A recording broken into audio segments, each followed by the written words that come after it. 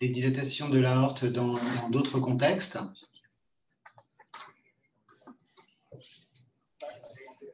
J'ai mis cette première diapositive pour vous montrer un dessin de Léonard de Vinci. C'est Léonard de Vinci qui a dessiné la valve aortique tricuspide. Donc, il a dessiné ça à partir de valves de bœuf essentiellement, mais aussi d'êtres humains. Et puis, ainsi que la rhéologie de la racine de l'aorte qu'il avait imaginée parmi les premiers et qui est un des facteurs qui contribue à la dilatation de celle-ci. Donc, je ne vais pas rentrer dans les détails parce qu'ils étaient sur une des diapositives d'Yves sur les différentes voies métaboliques qui peuvent conduire à des dilatations de la racine de l'aorte. Il y a tous les syndromes de la voie du TGF-bêta que Yves a évoqué, mais il y a aussi d'autres syndromes qu'on connaît bien en cardiologie pédiatrique qui sont associés à des dilatations de l'aorte ascendante. C'est une liste totalement non exhaustive que vous voyez ici, qui donc intéresse soit des protéines de structure comme le gène de l'élastine, soit des anomalies de la voie RAS, soit la voie d'élection dans la péripathie conotroncale ou la voie Notch pour le syndrome d'Anagil, que Yves a déjà évoqué. Je parle juste très brièvement de deux syndromes rares, parce qu'on en voit tout de même quelques-uns. Le premier, c'est celui du syndrome des artères tortueuses, qui est une maladie à transmission autosomique récessive. Les enfants ont une dysmorphie qui est très stéréotypée, qu'on reconnaît plus ou moins facilement, mais vous voyez, ces enfants ne sont pas apparentés, ce n'est pas la même petite fille au même âge, c'est des enfants différents. Et ça va toucher les artères de gros et moyen calibre, et avec un aspect à la fois dilaté et allongé de l'arbre des artères pulmonaires, qui va donner donc des circonvolutions, éventuellement des sténoses, des pseudocoarctations, des obstacles sur les branches pulmonaires et des anévrismes d'amont, comme vous pouvez le voir ici chez cet enfant, avec une dilatation considérable de l'aorte ascendante en amont d'une pseudocoarctation sur une tortuosité sévère. Donc il y a un diagnostic moléculaire qui est fait aussi pour cette maladie, pas toujours facile à soigner. J'ai dû m'absenter quelques instants, Yves, donc je ne sais pas si tu as évoqué Filamina, mais elle était aussi sur une de tes diapositives. Elle n'était pas particulièrement entourée, puisque c'est en fait une sorte de protéine intermédiaire et qui va donner donc des dilatations de l'aorte ascendante avec des hétérotopies périventriculaires et des anomalies squelettiques que vous pouvez voir ici. On fait de temps en temps ce diagnostic dans des dilatations isolées de l'aorte ascendante chez les garçons ou des petites filles, avec une dysmorphie faciale qui a été décrite, mais que je ne trouve pas toujours convaincante, quelques anomalies des extrémités et quelques anomalies de position des orteils, comme vous le voyez ici. Bon, rien de très spécifique, mais ça fait partie des panels de gènes qui, j'imagine, sont testés avec le marfan. Le syndrome de Turner, c'est un sujet un petit peu particulier, puisque bien sûr, on voit le syndrome de Turner à l'occasion de malformations cardiaques congénitales précoces, essentiellement obstructives du cœur gauche chez la petite fille, avec tous les éléments dysmorphiques et d'associations malformatives que vous connaissez. Mais la thématique importante, en particulier chez les femmes adultes qui ont un syndrome de Turner, c'est celle de la dilatation de l'aorte ascendante, en plus de l'hypertension artérielle. Et vous voyez ici qu'il y a des géométries qui sont variées de l'arche aortique chez les patients de Turner, avec un des facteurs de risque de voir apparaître une dilatation du segment 1 de l'aorte, c'est ce qu'on appelle l'élongation de l'aorte transverse, qui peut aussi être la cause d'anomalies rhéologiques, voire de pseudocoarctation, et qui est représenté sur la droite de la diapositive et qui constitue un facteur de risque de dilatation, mais aussi de dissection de l'aorte, et même s'il n'y a pas de coarctation. Voilà ici d'autres exemples de ces variations morphologiques allongées, un peu tortueuses de l'aorte horizontale dans le syndrome de Turner. J'ai mis cette diapositive pour vous montrer que la problématique de la dissection de l'aorte dans le syndrome de Turner, c'est une problématique qui est très significative, avec, par rapport à la population générale que vous voyez sur le graphique, les histogrammes à gauche, une proportion de dissection, enfin un taux annuel de dissection qui est beaucoup plus élevé et qui touche des femmes entre 20 et 40 ans, avec des diamètres maximum qui sont à 25 km carré par mètre carré, c'est-à-dire inférieur à ce qu'on considère habituellement chez les femmes de même morphologie. Et donc, il y a des recommandations sur la prise en charge de ces anévrismes de l'aorte ascendante chez les femmes Turner, des recommandations de type 2-1, bien sûr avec un niveau d'évidence qui est faible, mais qui indique tout de même qu'il faut intervenir sur l'aorte ascendante quand le diamètre est supérieur à 25 mm par mètre carré et qu'il y a des facteurs de risque associés, en particulier chez les patientes qui avaient une coarctation ou qui ont un arche transverse allongé, ou bien qui ont une hypertension artérielle ou une bicuspidie de l'aorte, bicuspidie de la valve aortique. Dans les autres, quand elles n'ont pas ces facteurs de risque, la recommandation est 2B pour les mêmes dimensions. Deuxième sujet de dilatation, c'est un sujet complexe. Vous verrez, je vais vous donner quelques chiffres. Je pense que je ne les lirai pas tous, mais c'est celui de la dilatation de l'aorte dans la bicuspidie aortique. C'est un sujet extrêmement vaste qui peut être abordé sous différents angles.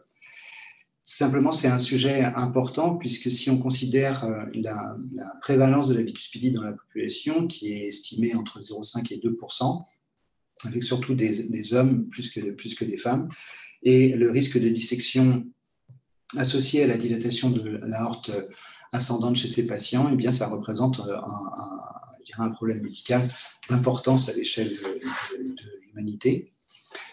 Et c'est la raison pour laquelle, quand les patients ont une bicuspidie aortique, il faut non seulement surveiller le fonctionnement de la valve, ce qui est une évidence, mais aussi la dilatation de l'aorte qui est fréquente et qui est le seul moyen de prévenir la dissection aortique.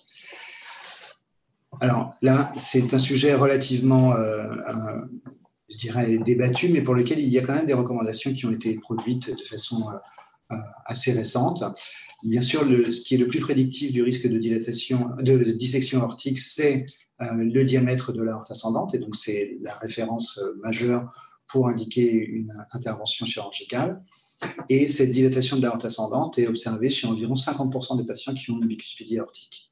Et elle intéresse aux différents âges que vous voyez ici, soit la portion tubulaire, de façon très fréquente, près de 90% des gens de plus de 60 ans ont une dilatation de la portion tubulaire de l'aorte quand ils ont une bicuspidie, et un peu plus rarement, mais tout de même avec une fréquence très élevée, puisque au-delà de 60 ans, c'est 2/3 des patients, qui ont une dilatation du segment 1, c'est-à-dire des sinus de Valsalva.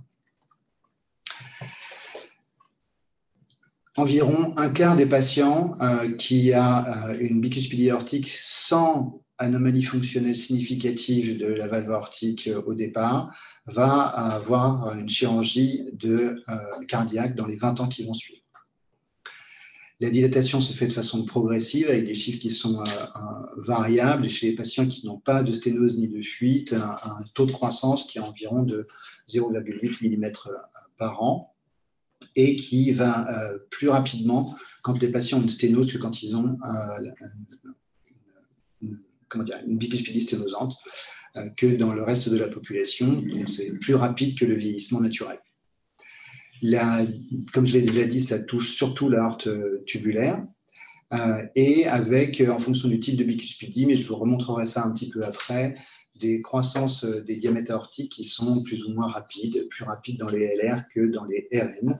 Et il n'y a pas d'évidence chez ces patients, même s'il y a une recommandation de classe 2, quand ils dépassent certains diamètres, que les médicaments qu'on utilise dans les syndromes de Marfan et apparentés aient une quelconque efficacité sur la progression.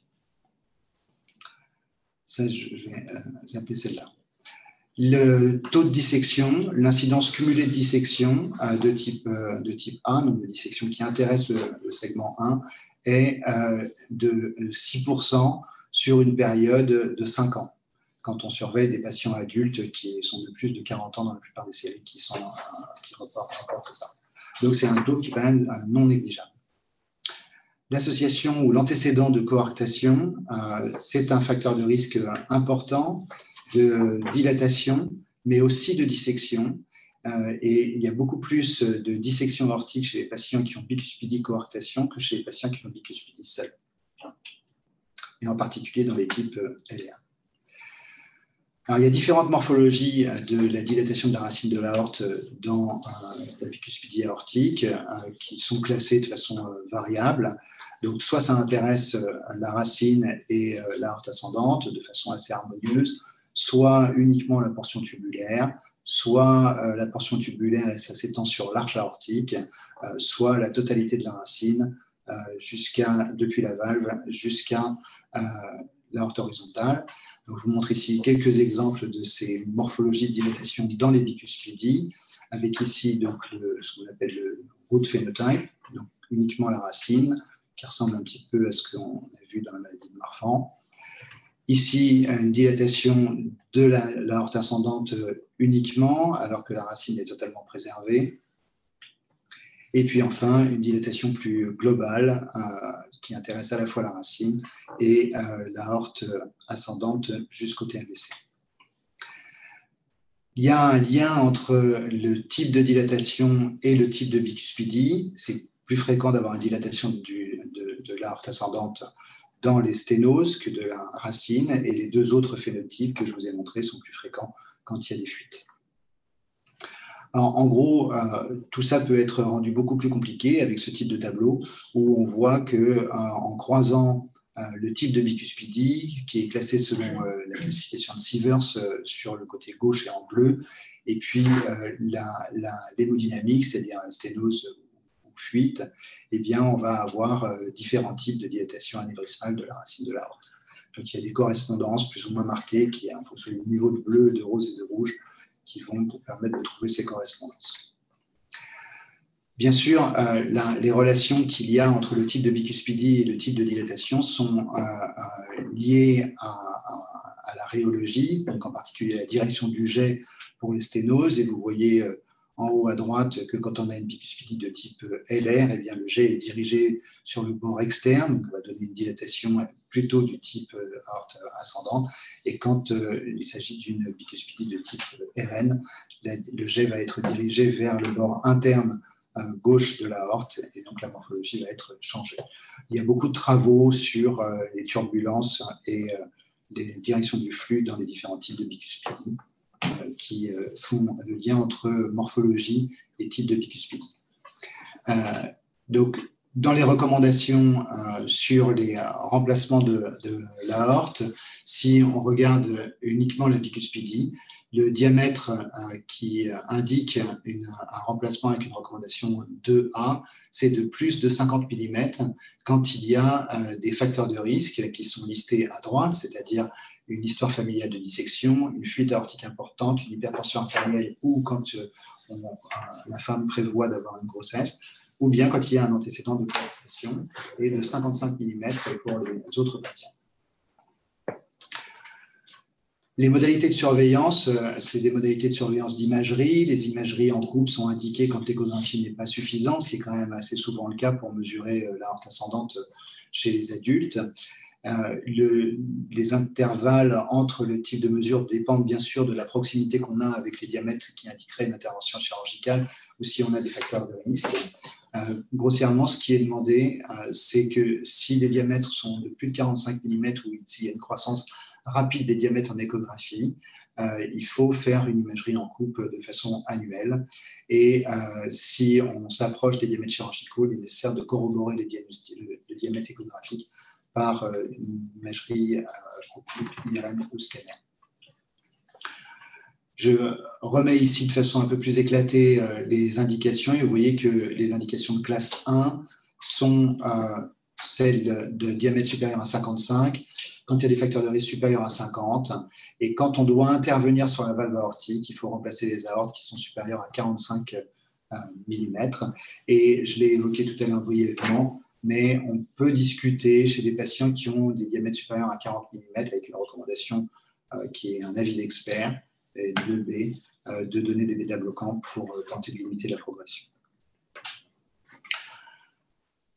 Les dilatations de l'aorte associées aux cardiopathies congénitales, c'est un sujet qui est vaste, mais vous allez voir que c'est tout compte fait un sujet relativement peu préoccupant, à l'exception de celui de la coarctation de l'aorte, qui est en fait le miroir de ce que je viens de dire tout à l'heure. En effet, si les coarctations ne sont pas opérées, le risque de rupture aortique, c'est 20%, c'est à 20% des causes de décès, donc c'est quand même un risque majeur. Dans les coarctations opérées, c'est quand même la situation la plus fréquente aujourd'hui, en tout cas dans les pays développés. Il y a toujours un risque de dissection ou de rupture aortique, avec des progressions des diamètres de l'aorte ascendante qui peuvent être rapides chez ces patients. Et bien évidemment, le facteur de risque de dissection aortique et de dilatation excessive, c'est l'association à une bicuspidie aortique. Et vous savez que c'est à peu près 60% des patients qui ont une coarctation. La tétralogie de Fallot, c'est un sujet un petit peu plus calme pour la dilatation de l'aorte, puisque de toute façon, on pourrait presque dire qu'elle est congénitale, puisque l'artère pulmonaire est petite, l'aorte est large dès la vie fétale. Et ce qui a été observé, c'est que la progression d'une dilatation de l'aorte, en particulier à l'âge adulte, c'est que seulement dans 10% des cas, même si les diamètres sont plus élevés que les valeurs normales dans plus de 90% des cas. Il y a des dissections qui ont été rapportées de façon très rare, tout le temps chez des patients qui avaient plus que 55 mm de diamètre, et qui est le cut-off aujourd'hui pour les interventions chirurgicales. Beaucoup de patients ont des diamètres qui sont supérieurs à 55 et pourtant on ne les opère pas. Et je vais vous montrer ce que ça montre. Alors, en termes de facteurs de risque de dilatation de la racine de l'aorte dans la tétralogie de Fallot, eh bien, il y a le shunt préalable, et donc les absceaux sont un facteur de risque en soi, la réparation tardive, et l'association à une fuite aortique, bien sûr. Et puis, comme je le disais dans une de mes premières diapositives, l'association à la microdélétion du chromosome 22 est aussi un facteur favorisant de dilatation progressive de la racine de l'aorte dans la tétralogie de Fallot. Si on regarde la dynamique des diamètres aortiques dans la tétralogie de Fallot sur une assez longue période, et c'est un travail qui a été fait par l'équipe de Toronto, vous voyez ici que par rapport à la ligne de Z-score rouge, eh bien, certes, les tétralogies de Fallot sont au-dessus de façon congénitale, mais en gros, les choses sont à peu près parallèles et il n'y a quasiment pas de dynamique de la progression. En termes de mécanique aortique, c'est une mécanique qui ressemble à celle de la bicuspidie, avec également le même type de turbulence. Il y a même des papiers sur la rigidité aortique qui est altérée dans la tétralogie de Fallot, comme elle l'est aussi dans la bicuspidie. Donc, les mécanismes se ressemblent dans tous les cas. Cette série était intéressante puisqu'elle montre sur un peu plus de 450 patients qui avaient une tétralogie de Fallot, qui n'a jamais eu de dissection aortique, que 69% des patients pouvaient être considérés comme ayant un anévrisme de l'aorte ascendante, avec relativement peu de fuites aortiques significatives. Il y a quelques patients qui ont été opérés, c'est ce que vous voyez sur l'organigramme, sur le flowchart sur la gauche. Il y a eu 15 interventions chirurgicales sur 52 anévrismes de l'aorte, mais surtout pour la population de 400 patients qui n'ont pas été opérés et qui n'avaient pas initialement d'anévrisme au cours du suivi, eh bien, il n'y a eu que 5 progressions des diamètres aortiques. Donc, en gros, dans la tétralogie de Fallot, pas d'inquiétude excessive. Troisième cardiopathie, c'est la transposition des gros vaisseaux. Et là, on le sait tous en suivant ce type de patient, qu'après un switch artériel pour une transposition des gros vaisseaux, eh bien, l'aorte, qui est donc l'ancienne artère pulmonaire, au moins pour le segment 1, est plus large qu'elle ne devrait être, et que la dilatation se fait de façon assez rapide la première année. C'est ce que vous voyez sur les courbes de droite en Z-score. Il y a une progression assez rapide la première année des diamètres, et puis ensuite, pendant l'enfance, les choses se stabilisent et la croissance de l'aorte est proportionnelle à la croissance de l'enfant. Il n'y a généralement pas, en l'absence d'insuffisance aortique importante, de progression rapide des diamètres aortiques, mais ce n'est plus le cas. Quand les enfants atteignent l'âge adulte et en gros ils commencent à vieillir, on va avoir une progression des diamètres qui se fait de façon linéaire. C'est dans cette étude hollandaise qui a regardé pendant un peu plus de 40 ans, et on voit que ça progresse tout au long de la vie, même si ça progresse de façon très lente. Donc la question sera dans les 20 ans à venir, de savoir si on aura à remplacer plus d'aortes post-switch qu'on ne le fait aujourd'hui. Comme vous le savez, il n'y a pas de parallélisme entre la dilatation de la racine de l'aorte qui est quasiment constante. Donc ici, c'est une courbe d'absence, de probabilité d'absence de dilatation. Donc tous les patients à l'âge de 18 ans ont une dilatation de la racine de l'aorte, mais il y a relativement peu d'association à des fuites aortiques importantes ou sévères. Il y a des facteurs de risque qui sont bien connus, qui sont en fait un petit peu circulaires dans cette liste et dans ce papier. Le premier, c'est l'association à une fuite aortique, et puis bien sûr l'association à une communication interventriculaire, le fait d'avoir fait un cerclage, les dyscongruences aortopulmonaires importantes, le toe-singling, les coarctations de l'aorte associée, bien sûr qui ont des grosses AP, et puis les réparations tardives. En gros, dans ce travail, comme vous le voyez, qui a duré une quarantaine d'années, de l'équipe d'Amsterdam, il y a eu un peu moins de 3% de réopération de la racine de l'aorte post-switch.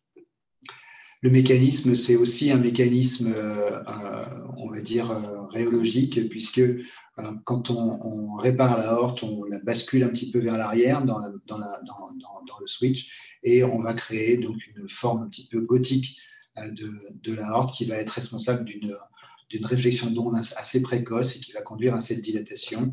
Et il y a des travaux qui ont été faits également, c'est un travail de chez nous, sur la rhéologie de l'aorte ascendante dans la transposition des gros vaisseaux, et on voit qu'en fonction de la géométrie de la crosse et de la réflexion de l'onde, ainsi que du comportement du matériau de l'aorte, eh bien, on va avoir plus ou moins de dilatation.